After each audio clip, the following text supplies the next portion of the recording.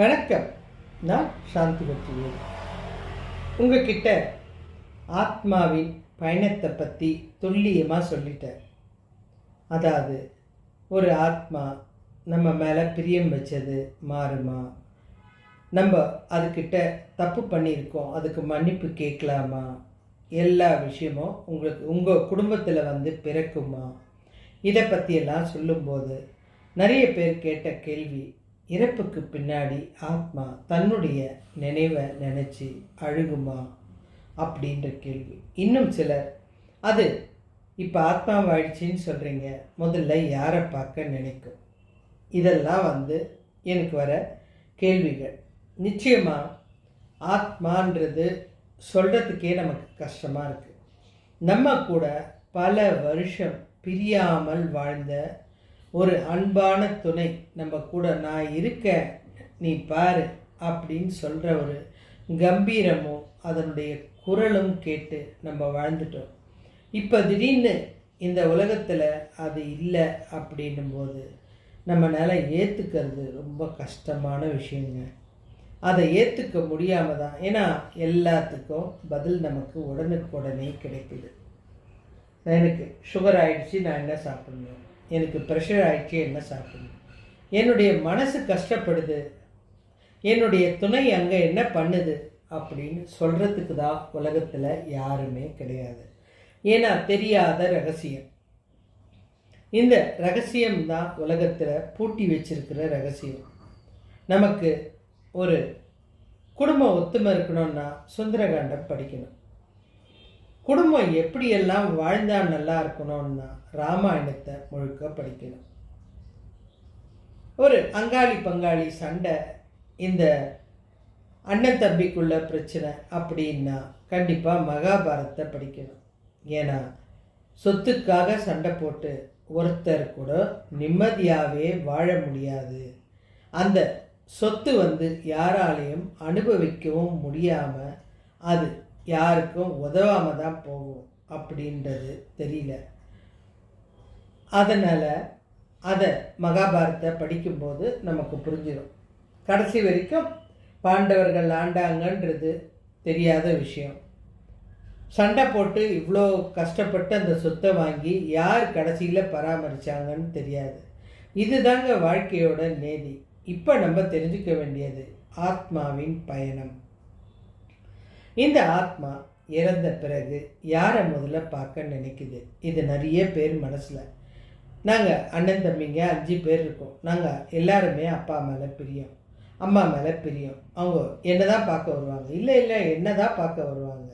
இதெல்லாம் நினைக்கும் போது ஒரு ஓரமாக அந்த அம்மா உட்காந்துட்டு அழுவாங்க. நானும் உங்களை சேர்ந்தவ தான், என்னை பார்க்க வருவீங்களா அப்படின்னு அழுவாங்க. ஒருவேளை அப்பாவாக இருந்தால், ஏம்மா பசங்க மேலே இருக்கிற பிரியம் என் மேலே இல்லையா, நீ என்னை பார்க்க மாட்டியா அப்படின்னு அழுவாங்க. இது அவங்க தனிப்பட்ட இந்த கருத்துக்கு பதில் தான் இதில் இருக்குது. இறப்புக்கு பின்னாடி ஆத்மா துணையை நினைக்குமா, இல்லை யாரை ரொம்ப அதிகம் நினைக்கும், முதல்ல யாரை போய் அது பார்க்க பிரியப்படுது? இது எல்லாம் தெரிஞ்சுக்கணுன்னா நான் சொல்கிறத நீங்கள் நிதானமாக முழுமையாக கேட்டால் தான் உங்களால் புரிஞ்சிக்க முடியும். இறந்த பிறகு இந்த ஆத்மா யாரை போய் முதல்ல பார்க்கும்? ஒன்று நீங்கள் புரிஞ்சுக்கணும். இறந்த பிறகு இந்த ஆத்மாவுக்கு உடனே தன்னுடைய மனைவியின் நினைப்பு, இல்லைன்னா மனைவியாக இருந்தால் கணவன் நினைப்பு இருக்குமா அப்படின்னு கேட்டால், நிச்சயமாக இது மனசில் சீக்கிரம் அழிகிற விஷயம் கிடையாது. உங்களுக்கு உடல் நீங்கள் அழிச்சிருக்கலாம், அதனுடைய பொருட்களை நீங்கள் அழிச்சிருக்கலாம், ஆனால் அந்த ஆத்மாவுக்கு உணர்வு இருக்குது. உணர்வுன்னு ஒன்று இருக்குது. அந்த உணர்வால் அது தனக்கு ஏற்பட்ட அந்த அதிர்ச்சியிலிருந்து மீண்டு வர நாட்கள் ஆகும். அடுத்தது, நமக்கு இங்கே பூமியிலேயே வாழும்போது நம்ம கூட இருந்தவங்க இல்லைன்னா இவ்வளோ ஆண்டு காலம் நம்ம கூட பேசிக்கிட்டே இருப்பாங்க, நம்ம பக்கத்தில் உட்காந்துருப்பாங்க. நம்ம அழும்போது அழாதம்மா அழாதப்பா அப்படின்னு சொல்கிற ஒரு ஆறுதலான அந்த கரங்களை தேடி இந்த கண்கள் கலங்கிறது இருக்க, இந்த உலகத்தில் என்ன துன்பம் வேணாலும் தாங்கலாங்க. ஆனால் இந்த அந்த ஆதரவான கரங்கள் இல்லாமல் தவிக்கிற உள்ளங்கள் இந்த உலகத்தில் அதிகமாக இருக்குது. அந்த ஆதரவுக்காக தான் இந்த பதிவெல்லாம் நம்ம பார்க்குறோம், நம்ம கேட்குறோம். அதில் இருக்கிறத தெரிஞ்சுக்கிட்டு நம்ம மனசு ஆறுதல் அடையுது. நமக்கு நிறைய விஷயம் புரிஞ்சுக்கிறதுக்கு யாராவது ஒருத்தர் சொல்லிடுவாங்க. ஆனால் இந்த மாதிரி விஷயம்லாம் தெரிஞ்சுக்கணுன்னா கண்டிப்பாக இதுக்கும் ஒரு புத்தகம் இருக்குது, கருட புராணம்ன்றது.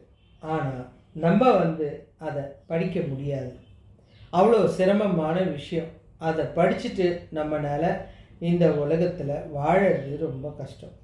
அப்போ நமக்கு எது தேவையோ அந்த பகுதியை மாத்திரம்தான் எடுத்து நம்ம ஆராய்ச்சி பண்ணி அதை நான் உங்களுக்கு சொல்கிறேன். நிறைய பேருடைய மனசில் இது இருக்குது. என்னுடைய ஒரு ஆசைங்க, என் கணவர் எனக்கு அடுத்த ஜென்மத்தில் கண்டிப்பாக எனக்கு கணவராக வருவாரா, என்னுடைய நினைப்பு அவருக்கு இருக்குமா, ஏன்னா இத்தனை வருஷம் வாழ்ந்துட்டேன், அடுத்த ஜென்மத்திலையும் அவர் தான் எனக்கு கணவராக வரணும், அடுத்த ஜென்மத்தில் அவர் தான் எனக்கு அப்பாவாக வரணும், எங்கள் அம்மா தான் எனக்கு திருப்பவும் அம்மா வரணும் அப்படின்னு ஒவ்வொருத்தருக்கு ஒவ்வொரு ஆசைகள் இருக்குது. அதெல்லாம் தான் உங்களுக்கு சொல்ல போகிறேன். கருட புராணத்தில் இதுக்கு நிறைய விஷயம் ஆழமாக சொல்லியிருக்கு. இறந்த பிறகு இந்த ஆத்மாவோட நிலையை குறித்து சில உண்மைகளை நீங்கள் தெரிஞ்சு தான் ஆகணும்.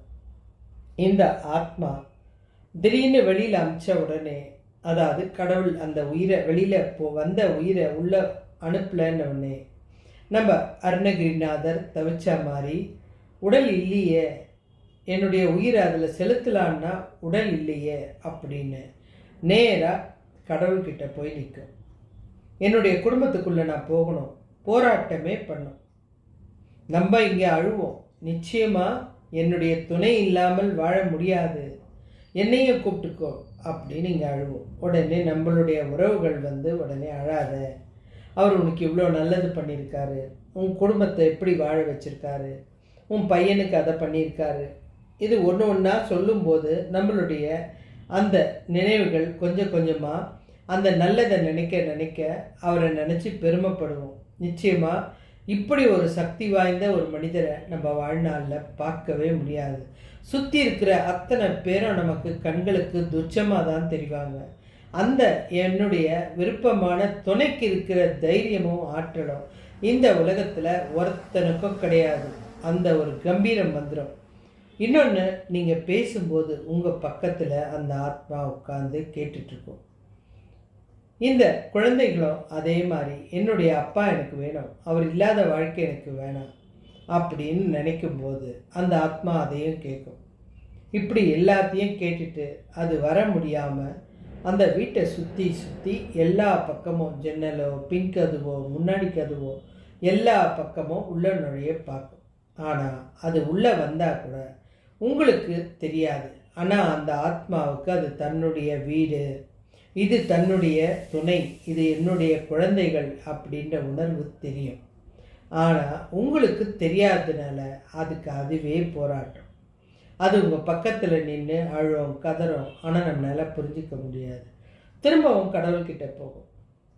நான் பேசுகிறேன், அவங்களுக்கு யாரும் கேட்கலையே, நீ என்ன கேட்ட, அவங்கெல்லாம் துன்பப்படுவாங்க, அவங்க எப்போ துன்பப்படலையோ அப்போ நீ வான்னு நான் சொல்லி அனுப்பிச்சேன், நீ அங்கேயே இரு பாரு. முதல்ல பயங்கரமாக அழுவோம், அதுக்கப்புறம் அதை ஏற்றுக்கிற பக்குவம், ஏன்னா வாழ்ந்தாகணுமே குழந்தைங்களுக்காக, ஏற்றுக்கிற பக்குவம் வரும். அதுக்கப்புறம் இன்னும் கொஞ்சம் அவங்கள நினச்சி அவங்க சாதிக்க நினச்சதெல்லாம் யோசிப்போம்.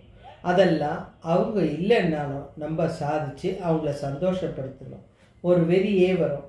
இப்படி ஒவ்வொரு விஷயமும் இருக்கும். ஒருத்தர் ஒரு நோயில் இறந்துருந்தால் அந்த நோய் வராமல் இருக்கிறதுக்கு என்ன பண்ணணும், மற்றவங்களுக்கு ஏதாவது உதவணும், நிறைய விஷயம் இவங்களுக்கு தோணிக்கிட்டே இருக்கும். இந்த ஆத்மா அங்கே தான் இருக்கும். ஆனால் 16ஆம் நாள் நம்ம இந்த எல்லா விஷயமும் முடிஞ்சிட்டு சாப்பிட ஆரம்பிக்கும்போது அதுக்கு ஒரு நிம்மதி கிடச்சிடும். இனி இவங்க எல்லாரும் கண்டிப்பாக வாழ ஆரம்பிச்சிருவாங்க. எனக்கு இவங்கள பார்க்கணும், பேசணும், நிறைய ஆசை இருக்குது. ஆனால் அதுக்கு உண்டான இடம் கிடையாது. ஒரு உருவம் இல்லாமல் ஒரு குரலை கேட்கக்கூடிய தைரியம் நமக்கு கிடையாது. ஆனால் அந்த நேரம் நமக்கு அதிகமான தைரியம் இருக்கும். என்கிட்ட பேசு, நான் கேட்குறேன், நீ என்ன வேணாலும் பேசு, நீ ஆவியாக கூட வந்து என்கிட்ட பேசு, நீ வந்தால் போதும் அப்படின்னு நினைக்கும் மனசு. ஆனால் நம்மளால் அதனுடைய உருவத்தை பார்க்க முடியாது. அது எப்படி வந்தாலும் பார்க்க முடியாது. அடுத்தது அந்த ஆத்மா நம்மளை பார்த்ததுமே அது அங்கேருந்து கிளம்பி கடவுள்கிட்ட போய் நிற்கும். ஏன்னா போராட்டம்ன்றது ரொம்ப அதிகங்க. நம்மளாலேயே மறக்கிறதுக்கு பல வருஷம் ஆகுது. அதிலிருந்து மீண்டு வர்றதுன்றது ரொம்ப இதுவாகும், கஷ்டம். ஆனால் இந்த ஆத்மாவுக்கு என்னன்னா உடல் கிடையாது, அதனால் அதுக்கு கவலை இல்லை. ஆனால் இந்த ஆத்மா எங்கே வேணாலும் நிமிஷத்தில் பறந்து போகக்கூடியது, கடவுளை பார்க்கக்கூடியது. ஆனால் கடவுளை பார்த்தாலும் அதுக்கு திருப்தி கிடையாது. அதோட கவனம் குடும்பத்து மேலே தான் இருக்கும். ஆனால் அந்த உணர்வு மாத்திரம் அதனுடைய ஆழ் மனதில் பதிஞ்சிருக்கும். உருவம் கிடையாது, ஆனால் வாழ்ந்த எண்ணம், உணர்வு எல்லாமே இருக்கும். இந்த ஆத்மாவால் பிரிய முடியாததுனால கிட்டத்தட்ட பல ஆண்டு காலம் இந்த பிரச்சனையிலேயே அது தனிமையில் உட்கார்ந்துருக்கும். எந்த கூட்டத்தோடவும் சேராது. அதோட முன்னோர்கள் அதை பார்த்து ஆறுதல் சொன்னால் கூட அது திரும்பவும் தன் குடும்பத்தை நினச்சி கண்கலங்க ஆரம்பிக்கும். முன்னோர்களை பார்க்கும்போது சந்தோஷம் வரும். ஆனால் நான் தனியாயிட்டேனே, என்னுடைய குடும்பம் என்ன செய்யும்? இந்த போராட்டம் தான் அதை அந்த குடும்பத்தை விட்டு போக முடியாமல், மறக்க முடியாமல், திரும்ப திரும்ப அடிக்கடி வந்து நம்மளை பார்த்துட்டு போகும். இது நடந்துக்கிட்டே இருக்கும். அடுத்த பிறவிக்கு அது தயாராகிறதுக்கே நாளாகும். அதுக்கப்புறம் கடவுள்கிட்ட போய் நிற்கும். நிற்கும்போது கடவுள் அதனுடைய பாவ புண்ணிய கணக்கை பற்றி எல்லாம் சொல்லுவார். நீ இந்த தப்பு பண்ணியிருக்க, இது பண்ணியிருக்க. ஆனால் அதுக்கு மனசில் ஃபுல்லாக அந்த குடும்பத்தோட நினப்பு மாத்திரம்தான் இருக்கும். இதெல்லாம் கேட்டு முடித்ததுமே தனியாக வந்து ஒரு இடத்துல உட்கார்ந்து தன் குடும்பத்தை நினச்சி சில ஆண்டுகள் தனிமையில் அழ செய்யும். தன்னுடைய முன்னோர்கள்லாம் பார்க்காது, விட்டுட்டு தனிமையில் உட்கார்ந்து போராட்டம் பயங்கரமாக இருக்கும்.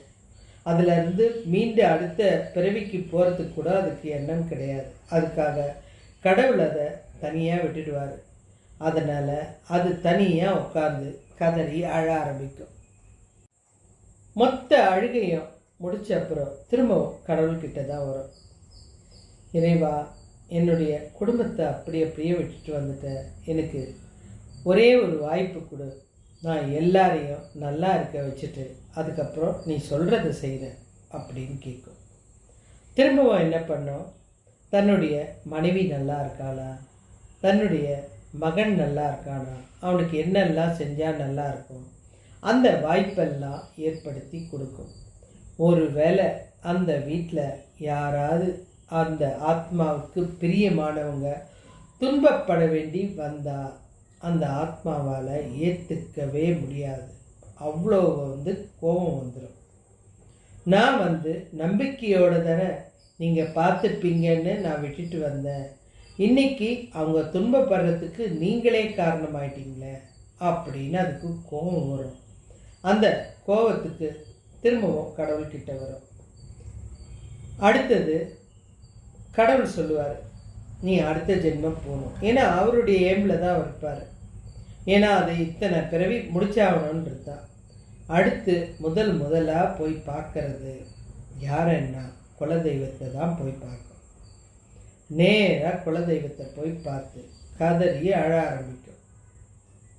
அது முதல்ல பார்க்க நினைக்கிறது குலதெய்வத்தை தான். உங்ககிட்ட நான் என்னெல்லாம் வேண்டுதல் பண்ணியிருக்கேன், என்னுடைய கணவனுக்காகவோ மனைவிக்காகவோ மகனுக்காகவோ மகளுக்காகவோ ஒவ்வொரு விஷயத்தையும் உங்ககிட்ட அனுமதி கேட்காம நான் செஞ்சதே இல்லையே, இன்னைக்கு என்னை எதுக்காக நீ இந்த மாதிரி பண்ண, எனக்கு பதில் சொல்லு. குலதெய்வம் அதை ஆதரவோடு அணைச்சி பதில் சொல்லும். இல்லைப்பா, நீ உன்னுடைய உடல் இதுக்கு மேலே இந்த பூமியில் தாங்காது, நீ மறைய வேண்டிய நேரம் வந்துருச்சு. அப்போ அந்த குலதெய்வத்துக்கிட்ட அது கேட்கும், என்னுடைய சார்பாக நீ என்னுடைய குடும்பத்தை பார்த்துக்கிறியா? ஏன்னா நான் உன்னை மாத்திரம்தான் நம்பி இவ்வளோ நாள் வாழ்ந்தேன். எந்த நல்லது கெட்டது செயல் செஞ்சாலும் உன்னுடைய அனுமதியோடு தான் செஞ்சேன். நீ என்னை கண்டிப்பாக என்னுடைய குடும்பத்தை பார்த்துப்பியா? என்னுடைய இடத்துல இருந்து நீ கவனித்து பார்த்துப்பியா? அப்படின்ற சத்தியத்தை கேட்கும். அந்த குலதெய்வம் அந்த ஆத்மாவுக்கு சத்தியம் செஞ்சு கொடுக்கும். நிச்சயமாக உன்னை நான் பார்த்துக்கிறேன், உன் குடும்பத்தை, நீ கவலைப்படாத, நீ என்ன செய்யணும்னு நினைக்கிறியோ அத்தனையும் உன் குடும்பத்துக்கு டக்குன்னு நடக்கிற மாதிரி நான் நிச்சயமாக நல்ல விஷயமாக கொடுப்பேன் அப்படின்னு அது முடிவெடுக்கும். அதனால தான் நம்ம இந்த இடத்துல ஒரு விஷயம் நல்லா புரிஞ்சுக்கணும். நம்ம இறந்துட்டாங்க அப்படின்றதுனால அவங்களுக்கு பிரியமான ஒன்றை துன்புறுத்தும் போது அந்த வாக்கு யாருக்கு போய் முதல்ல தாக்கும்னா குலதெய்வத்துக்கு தான். குலதெய்வத்துக்கு தான் தாக்கும். அதுக்கு கோபம் வரும், உன் வீட்டுக்கு வரக்கூடாதுன்னு நினைக்கும், நீ செய்கிற எந்த சிறப்புக்கும் தடங்கள் பண்ணிக்கிட்டே இருக்கும். அவங்கள ஏன் துன்புறுத்துற? ஏன்னா கடவுள் ஒன்று நல்லா ஞாபகம் வச்சுக்கோங்க, உலகத்திலேயே மிக பெரிய துன்பம் நோயோ இல்லை பணம் காசு இல்லாததோ கிடையாது. நோய் வந்தால் யார் வேணாலும் காப்பாற்றலாம். பணம் காசு இழந்தால் எப்படி வேணாலும் சம்பாதிக்கலாம். மிக பெரிய, அதாவது ரொம்ப பெரிய துன்பம் அப்படின்றது கூட வாழ்ந்த துணையை இழப்பதை விட கொடுமை உலகத்தில் வேறு எதுவுமே கிடையாது. ஒரு மகனோ மகளோ இருந்தால் அடுத்த வர வாழ்க்கையில் அவங்களுடைய மனமாற்றத்துக்கான வழிகள் கிடைச்சிடும். ஆனால் இந்த துணைக்கு அதுக்கு பிறகு, அதனால தான் அந்த காலத்தில் அதை ஏற்றுக்க முடியாமல் தான் இந்த சதின்னு ஒரு விஷயம் இருக்கும். கணவன் இறந்த உடனே மனைவி இறக்கிறதோ, மனைவி இறந்த அப்புறம் சில திடகாத்திரமான கணவன் இறந்து போகிறதோ நடக்கிறது. ஆனால் இது எவ்வளோ பெரிய துன்பம். அதாவது ஒரு உடல் தான், ஆனால் உயிர் ரெண்டாக வாழ்ந்திருக்கிற ஒரு ஜீவன்களுக்கு ஒன்று இல்லாமல் ஒன்று வாழவே முடியாது. அது ஆணித்தரமான உண்மை. அந்த இன்னொரு ஜீவனை வாழ வைக்கிறது தான் உங்களுடைய போராட்டமான ஒரு குணமாக இருக்கணும். அந்த ஜீவன் வாழறதுக்கு நம்பிக்கையை நீங்கள் கொடுக்கணும். அந்த நம்பிக்கை தான் அந்த ஆத்மாவுக்கு ஒரு மிகப்பெரிய ஆறுதலாக இருக்கும். அது வரைக்கும் அது போராடிக்கிட்டு தான் இருக்கும். அடுத்த ஜென்மத்துக்கு போகிறதுக்கு எண்ணமே வராது. குலதெய்வத்தை போய் பார்த்து அழும். ஏன்னா குலதெய்வத்துக்கு மாத்திரம் அந்த ஆத்மா வர்றதுன்னு தெரியும், போகிறதுன்னு தெரியும், அது துன்பப்படுறதுன்னு தெரியும். அப்போ அது என்ன பண்ணும்? உங்களுக்கு தான் தண்டனை கொடுக்கும், உங்களுடைய செயலுக்கு தான் தடை போடும். உங்கள் வீட்டில் ஒரு நிம்மதியை கொடுக்காம எந்த நேரமும் ஏதாவது ஒரு பிரச்சனையோ எவ்வளோ வந்தாலும் சந்தோஷமாக வாழ முடியாத நிலையோ கொடுக்கும். ஏன்னா ஒரு நல்லா வாழ்ந்த ஒரு ஜீவன் இன்னைக்கு ஒன்று உயிர் போயிடுச்சு, இன்னொன்று உயிரோடு உயிர் இல்லாமல் வாழுது. அது அப்பாவாக இருக்கட்டும் அம்மாவாக இருக்கட்டும், ரெண்டுத்துக்கும் ஒரே விஷயந்தான் நடக்குது. ஒன்றுக்கு உடல் இல்லை ஆனால் உயிர் இருக்குது, இன்னொன்றுக்கு உயிர் இல்லை ஆனால் உடல் எரிச்சாச்சு. இது ரெண்டுமே ஏறத்தாழ ஒரே நிலையில் தான் இருக்குது. அந்த ஜீவன் மகிழ்கிற அளவுக்கு கண் எதிர்க்கோ நீங்கள் நடந்துக்கிட்டீங்கன்னா அந்த ஆத்மா மிக பெரிய மகிழ்ச்சியை அடையும். அதனால் அது போய் முதல்ல பார்க்கறது அந்த குலதெய்வத்தை தான். அடுத்தது தனக்கு பிரியமான தன்னுடைய துணையை பார்த்துக்க தன்னுடைய இரத்த சொந்தமான, அடுத்து துணைக்கிட்டேயும் போகாது, இரத்த சொந்தமான அந்த தன்னுடைய பிறந்த குழந்தைகளை பார்க்க தான் போகும். உங்கள் பின்னாடி இருந்து அது கத்திக்கிட்டே இருக்கும். நீ பார்த்துப்பல்ல, நீ பார்த்துப்பல்ல, அந்த நம்பிக்கையில் தான் விட்டு வந்தேன், நீ பார்த்துப்பல்ல, அந்த நம்பிக்கையை சொல்லிக்கிட்டே இருக்கும். ஆனால் இவங்களுக்கு அதை தீர்க்கமாக யோசித்தா அவங்க மனசில் அந்த குரல் கேட்டுக்கிட்டே இருக்கும்.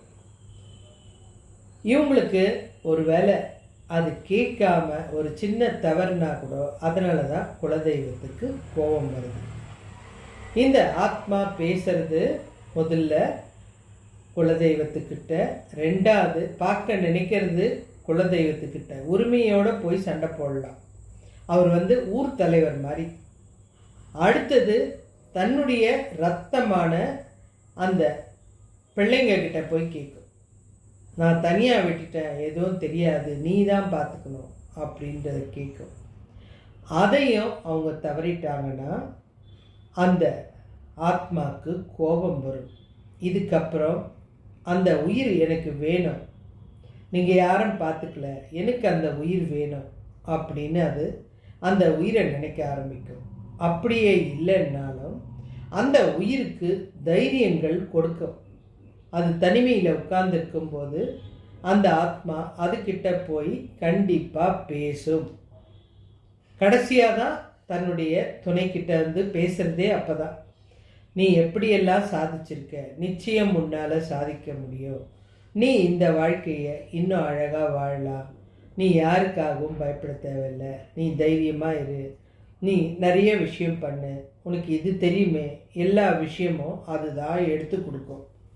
அந்த குரல் அவங்களுக்கு கேட்டுக்கிட்டே இருக்கும். உருவம் தெரியாது, அந்த குரல் கேட்டுக்கிட்டே இருக்கும். நீ இதை பண்ணணும், நீ அதை செய்யணும், இதெல்லாம் சொல்லிக்கிட்டே இருக்கும். இதனால் இவங்களுடைய இந்த எண்ணம் கொஞ்சம் தைரியத்தை கொடுக்கும். ஏன்னா எப்போவும் ஒருத்தர் கூட வாழ்ந்துட்டு தனிமைன்றது ரொம்ப கொடுமையான ஒன்று. அது அவங்களுக்கு அவங்களே கொடுத்துக்கிற ஒரு தண்டனை. இத்தனை நாள் என்கிட்ட பேசின உயிர் இல்லை, நீ என்னை ஏமாற்றிட்ட, அதனால் நான் யார் கூடவும் பேச பிரியப்படலை அப்படின்னு தனியாக உட்காந்துடுறாங்க. அது ஆணாக இருக்கட்டும் பெண்ணாக இருக்கட்டும். ஆனால் இந்த நேரத்தில் அவங்கள கவன சிதறலாக நம்ம பார்த்துக்கிற முறை தான் அந்த ஆத்மா சந்தோஷப்படும்.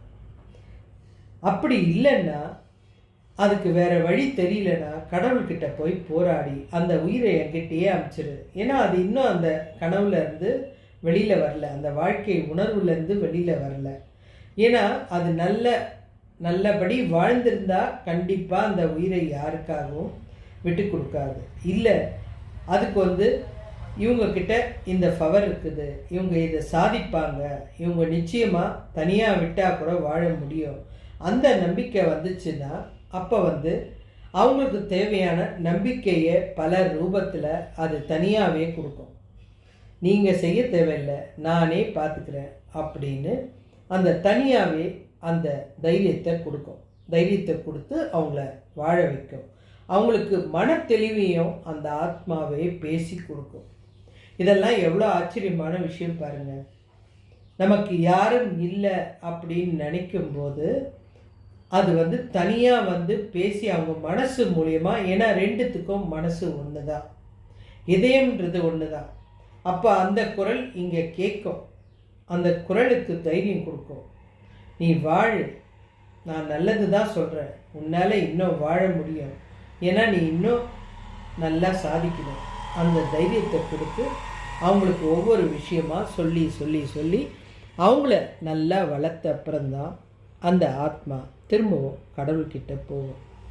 நீ சொன்னதை நான் ஏற்றுக்கிறேன், நீ சொன்ன மாதிரி அடுத்த பிறவிக்கு நான் போக தயாராக இருக்கேன் அப்படின்ற விஷயத்தை சொல்லும்.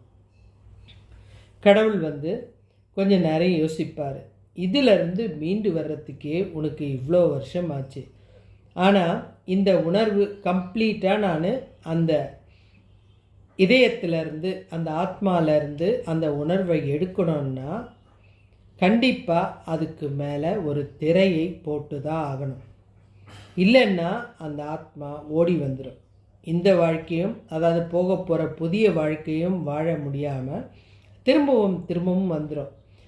அதனால் ஒரு நீண்ட, அதாவது இன்னொரு கருவறைக்கு போகிறதுக்கு முன்னாடி அந்த ஆத்மாவுடைய உணர்வுக்கு திரையை போட்டு அழகாக மறைச்சிடும்.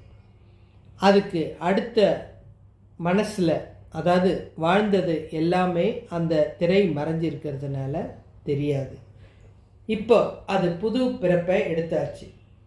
இப்போ அதுக்கு பழைய ஞாபகம் எதுவும் இருக்காது. ஏன்னா அது செய்ய வேண்டியதை சரியாக செஞ்சிடுச்சு. முதல்ல போய் குலதெய்வத்தை பார்த்தது, அதுக்கப்புறம் தன்னுடைய பிரியமான இரத்த சொந்தங்களை பார்த்து, உங்களை நம்பி தான் நான் இதை செஞ்சுருக்கேன். ஒருவேளை இரத்த சொந்தங்கள் குழந்தைங்களாக இருந்தால் அது தன்னுடைய துணையான அந்த உயிர்கிட்ட போய் சொல்லும், இந்த குழந்தைக்காக நீ வாழ்ந்து தான் ஆகணும், எத்தனை போராட்டம் வந்தாலும் தாங்கி வாழ்ந்து தான் ஆகணும், நான் கூட இருந்து செய்ய வேண்டிய செயல் நீ தனியாக போராடி தான் ஆகணும், அதுக்குண்டான தைரியத்தை கொடுக்கும், அதுக்குண்டான ஆற்றலை கொடுக்கும், இதெல்லாம் செய்யும். ஒரு வேளை அந்த துணை வயதான பிறகு இருந்துச்சுன்னா அந்த ஆத்மா தன்னுடைய இரத்த சொந்தங்கக்கிட்ட தான் போராடும். இரத்த சொந்தங்கள் புரிஞ்சுக்கிட்டு தன்னுடைய அப்பாவோ அம்மாவோ செய்கிற வேலையை அந்த உறவுக்கு அதுங்க மதிப்பளித்து கொடுத்தா அந்த ஜீவனுக்கு வாழக்கூடிய ஆசை வரும்.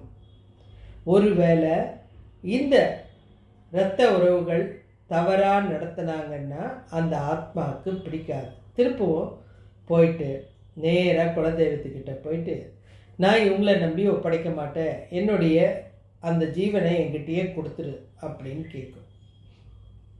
இது ஒரு போராட்டம்.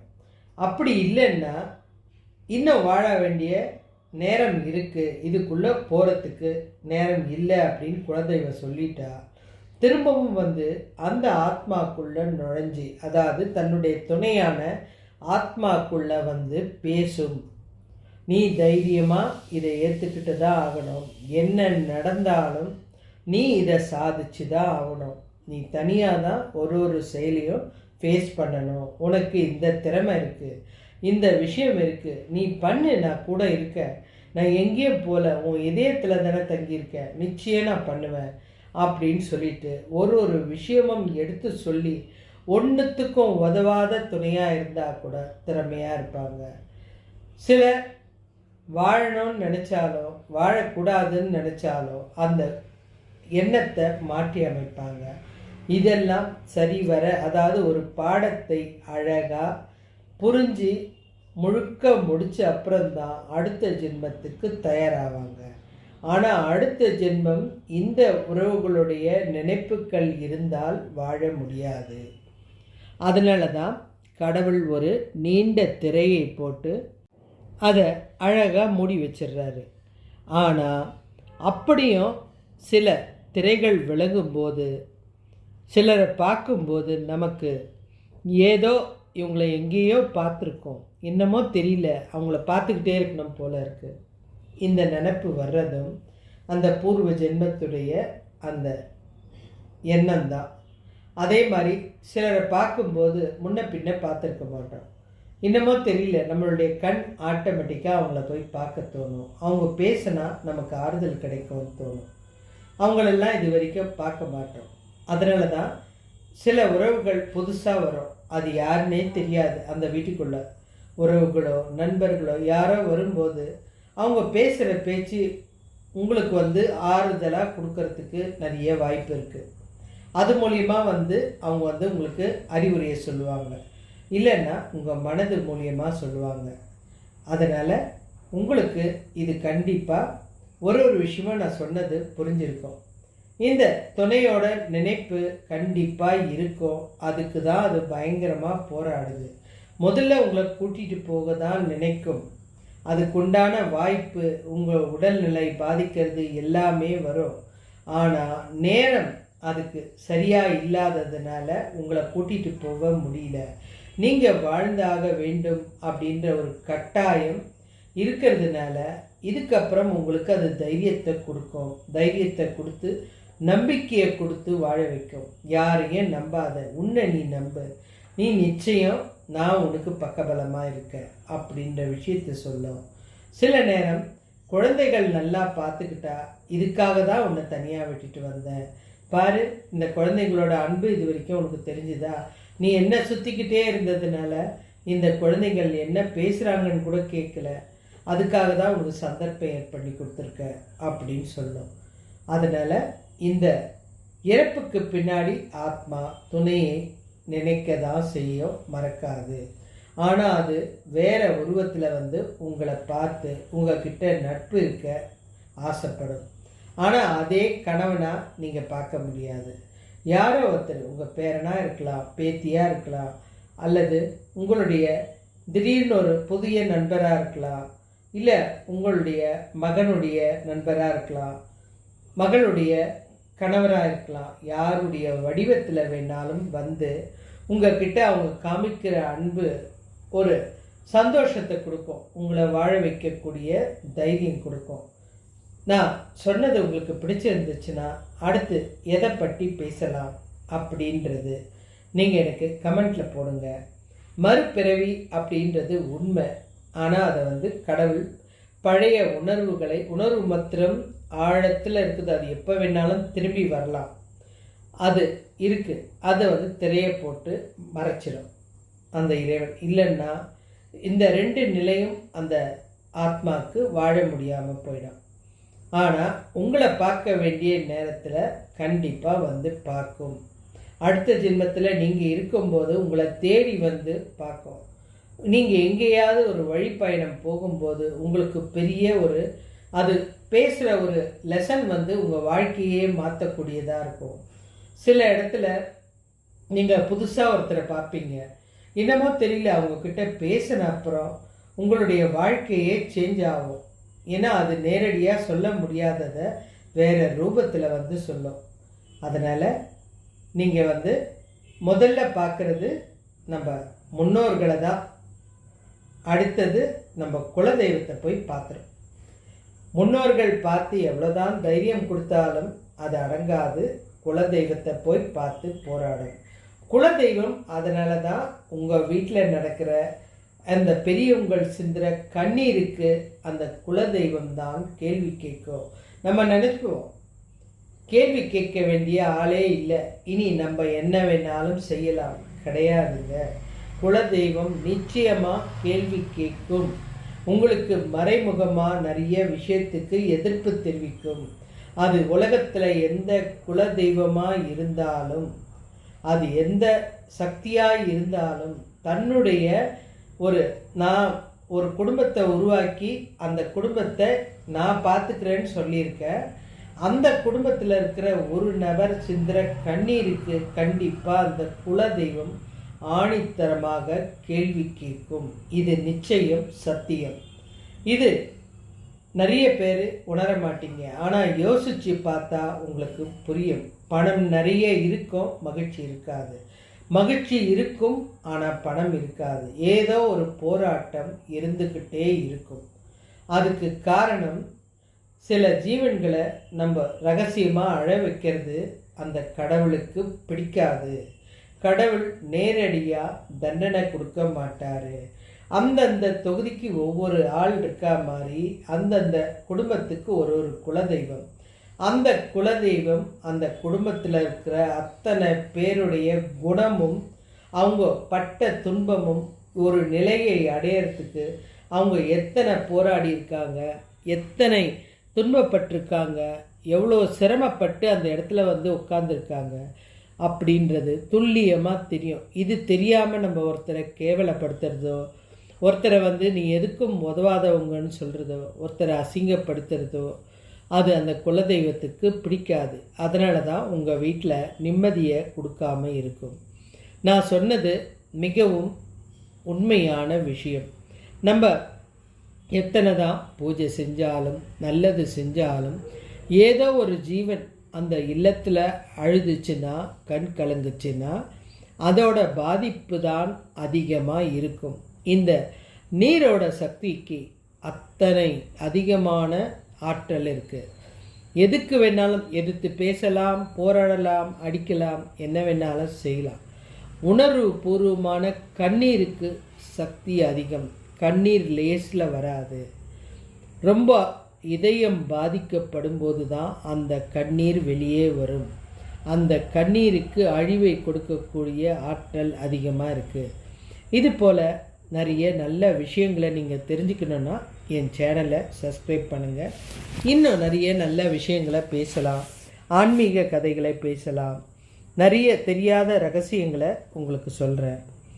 மீண்டும் நல்ல தலைப்பில் இணைவோம். நான் சொன்ன கருத்து உங்களுக்கு பிடிச்சிருந்தா கண்டிப்பாக கமெண்ட் பண்ணுங்கள், ஷேர் பண்ணுங்கள், சப்ஸ்கிரைப் பண்ணுங்கள். நிறைய பேர் சப்ஸ்கிரைப் பண்ணாமல் பார்த்துட்ருக்கீங்க.